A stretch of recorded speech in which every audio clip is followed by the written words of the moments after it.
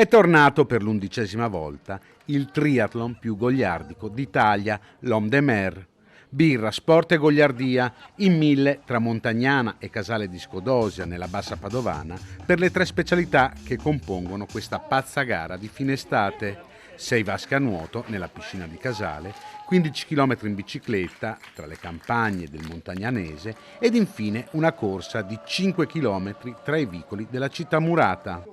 Rifornimento lungo il tragitto a base di frutta e birra e chi dimostra di avere bevuto almeno una lattina da mezzo litro ha un bonus di 5 minuti sul tempo finale. Spesso e volentieri chi fa l'Homme des Mers non inizia a bere la birra ma inizia a fare sport e questa cosa qui ci piace molto passarla come messaggio, che è importante perché i ragazzi hanno bisogno di qualcosa di più, non è che tutti sono al bar a bere, hanno bisogno di fare sport, di stare insieme, di divertirsi e a noi questa cosa piace. Una manifestazione che è cresciuta negli anni e che è diventata una tradizione di fine estate. Abbiamo questo triathlon che è partito come scherzo, un gioco fra 3-4 ragazzi una sera. La prima edizione contava 26 pazzi che avevano deciso così di fare questa goliardata, adesso siamo a 1000 iscritti con oltre tra i 400 e i 600 in lista d'attesa ogni anno. È nata la fantasia, è nata la goliardità della manifestazione che è nata per scherzo, però adesso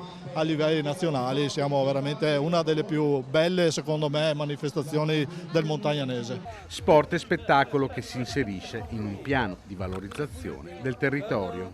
È una giornata in cui goliardia ma soprattutto sport sono il binomio vincente che hanno visto la partecipazione di migliaia di persone, soprattutto giovani, e questo dimostra la vitalità di questo territorio che offre varie iniziative dalla rievocazione storica, il palio, alla cultura, allo sport. Viva pace! Pace a tutti! Pace! Tra i partecipanti anche 4 politici importanti che dalla Bassa Padovana mandano un messaggio di pace. Una goccia nell'oceano Montagnana e che sia anche per tutto il mondo, che sia tutti in pace.